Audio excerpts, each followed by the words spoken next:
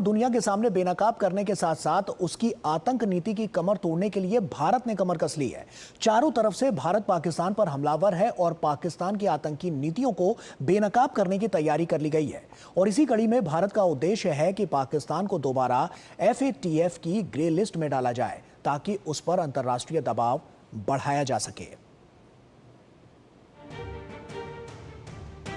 2022 में दुनिया की आंखों में धूल झोंककर Pakistan money laundering, terror funding और हथियारों के प्रसार से जुड़ी फंडिंग पर निगरानी रखने वाली अंतर्राष्ट्रीय संस्था फाइनेंशियल एक्शन टास्क फोर्स यानी FATF की ग्रे लिस्ट से बाहर जरूर हो गया था, लेकिन अपनी सरजमीन से सीमा पार आतंकवाद को पालने पोसने का खेल जारी रखे हुए है। पहलगाम आतंकी हमला, उसके बाद ऑपरेशन सिंदूर के दौरान मारे गए आतंकियों के जनाजे में सेना के अधिकारियों की शिरकत चीख चीख कर गवाही दे रही है कि पाकिस्तान ने एक्शन प्लान के नाम पर न सिर्फ इस संस्था बल्कि पूरी दुनिया से झूठ बोला। लेकिन भारत ने भी तय कर लिया है कि पाकिस्तान के इस घिनौने चेहरे को दुनिया के सामने बेनकाब किया जाए। इसी महीने होने वाली संस्था की बैठक में पाकिस्तान को अलग थलग करने के लिए भारत ने ठोस तैयारियां शुरू कर दी हैं ताकि पाकिस्तान को FATF में उसकी वास्तविक जगह ग्रे लिस्ट में कैद किया जाए। भारत का मानना है कि पाकिस्तान आतंकवाद को रोकने की दूर की बात बल्कि इसे बढ़ावा देने में वैश्विक संस्थाओं से मिलने वाले पैसों का दुरुपयोग कर रहा है। अंतर्राष्ट्रीय संस्थाओं खासकर IMF और वैश्विक बैंक से मिले फंड का इस्तेमाल हथियार और गोला बारूद खरीदने में कर रहा है। दुनिया भर के सामने पाकिस्तान के चाल चरित्र और चेहरे को बेनकाब करने के लिए निकले भारतीय प्रतिनिधिमंडल ने पाकिस्तान को फिर से FATF की ग्रे लिस्ट में डालने को जरूरी बताते हुए कहा कि IMF द्वारा मुहैया कराए जा रहे $2 बिलियन के लोन का इस्तेमाल पाकिस्तानी सेना आतंकी गतिविधियों को बढ़ाने में कर सकती है। Pakistan would be brought in FATF grey list, and this is very important. Otherwise, this whole Pakistan is not stopping recruitment of terrorists. Pakistan is not allowing this money to be used.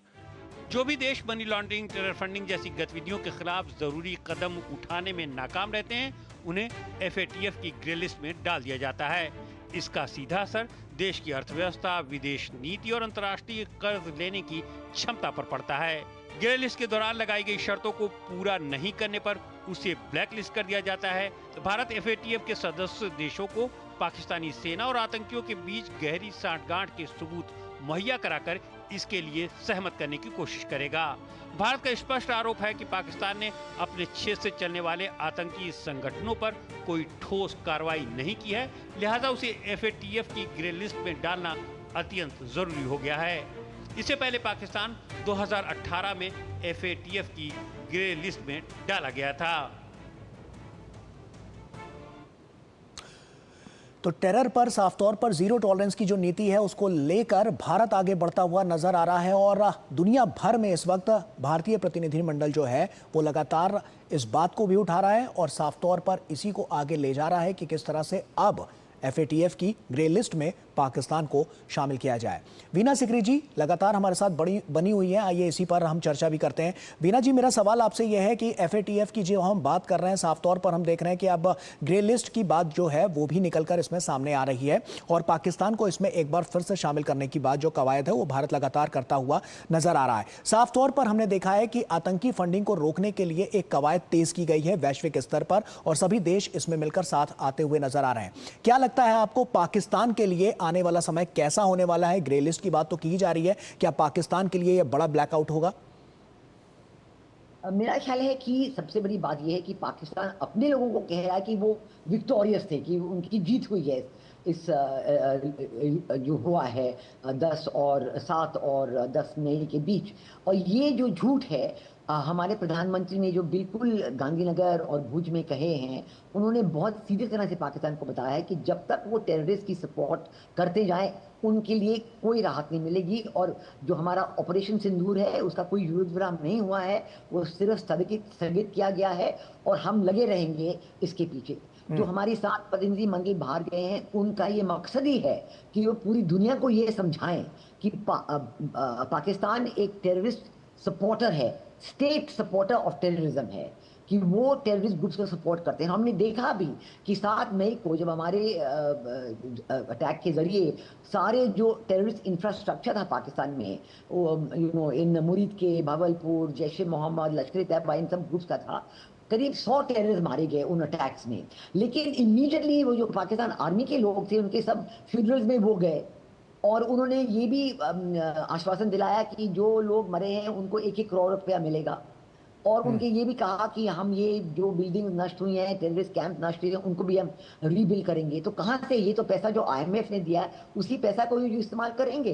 तो ये सब चीज़ें हमारी सरकार देख रही है, follow कर रही है, और यही तो है जो हम बताएंगे कि FATF में ग्रे लिस्ट में डालने के लिए कि पाकिस्तान जो फाइनेंसिंग उनको मिलती है वो किस लिए इस्तेमाल करते हैं। और अभी भी उन्होंने चीन को कहा है कि हमें ये सब चाहिए, टर्की को कहा है कि हमें ड्रोन वगैरह जो सब चीज़ें उनको चाहिए, और ये सब चीज़ें उनका पैसा कहाँ से आएगा, यही तो है। तो इसलिए हमारी सरकार, देखिए, इस बात के सबूत भी लगातार सामने रखे जा रहे हैं कि पहले भी देखा गया है कि हथियार खरीदने के लिए, आतंक को बढ़ावा देने के लिए किस तरह से जो पाकिस्तान की नीतियां रही हैं वो रही हैं। कुछ आंकड़े भी निकलकर सामने आए थे, 18% से ज्यादा की अगर हम बात करें तो वो अपने रक्षा में और उसके अलावा हथियारों को खरीदने में भी 20% की वहां पर बढ़ोतरी देखी गई थी। ये जो तमाम आंकड़े ये दिखाते हैं कि आप इंटरनेशनल लेवल से, इंटरनेशनल फोरम से आप लोन लेते हैं और उसके बाद उसका पैसा आप क्या करते हैं, क्योंकि अर्थव्यवस्था जो है वहां की और वहां की जो साफ तौर पर जो आवाम है वो किस इस वक्त हालातों से गुजर रही है, ये किसी से छिपा नहीं है। किस तरह से उनकी अर्थव्यवस्था आगे बढ़ती हुई नजर आ रही है या चरमराती हुई नजर आ रही है, ये साफ तौर पर नजर आता है। तो ऐसे में ये जो तमाम सवाल हैं, क्या ये बहुत काफी होंगे, कारगर होंगे FATF की ग्रे लिस्ट में पाकिस्तान को शामिल करने के लिए? उम्मीद है कि हाँ, होंगे जरूर, क्योंकि हमारी सरकार ने पूरी प्लानिंग की है और सारे उनके पास आंकड़े हैं, सारे उन्होंने सबूत जमा किया है। और ये जो हमारे ग्रुप्स के हैं और अन्य भी हमारे पास बहुत सबूत है, और ये सब इकट्ठे करके जब FATF की मीटिंग होगी तो उसके सामने ये सब पेश किए जाएंगे। और जो वो निकल गए थे ग्रे लिस्ट में से, उनको दोबारा वहाँ इंक्लूड करने के लिए हमारे जो सबूतें तैयार होंगी, उम्मीद है कि वो बिल्कुल सफल होंगे और ये हो जाएगा कि पाकिस्तान ग्रे लिस्ट में आ जाए। और सबसे बड़ी बात है कि हम उनके आह्वान को भी समझ रहे हैं, पूरी दुनिया को समझा रहे हैं कि आप ये टेररिज्म को बंद कीजिए, क्योंकि ये हर एक पूरी दुनिया में कोई भी टेररिस्ट अटैक होता है उसका बिल्कुल जो लाइन ऑफ सपोर्ट होता है पाकिस्तान पे पहुंचा जाता है। हर एक का जो है उसका जो है पाकिस्तान में जाता है, क्योंकि पाकिस्तान में लोगों को ट्रेनिंग मिलती है, फिर वो बाहर जाके पूरी दुनिया में टेररिस्ट अटैक्स करते हैं। तो इसलिए पूरी दुनिया के लिए इसका खतरा है। ये भारत और पाकिस्तान की बीच का सवाल सिर्फ नहीं है, ये पूरी दुनिया का सवाल है। निश्चित तौर पर इसीलिए जो भारत है वो लगातार आगे बढ़ते हुए जो जीरो टॉलरेंस की नीति है उसको वैश्विक स्तर पर और बुलंद कर रहा है, और यही सब कवायदे हैं जो आने वाले समय में जो आतंक है उसको मुंहतोड़ जवाब देने में बहुत कारगर साबित होंगी। वीना जी, बहुत बहुत शुक्रिया आपका हमसे जुड़ने के लिए और तमाम बातचीत हमसे यहाँ पर करने के लिए और दर्शकों तक तमाम जानकारियां पहुंचाने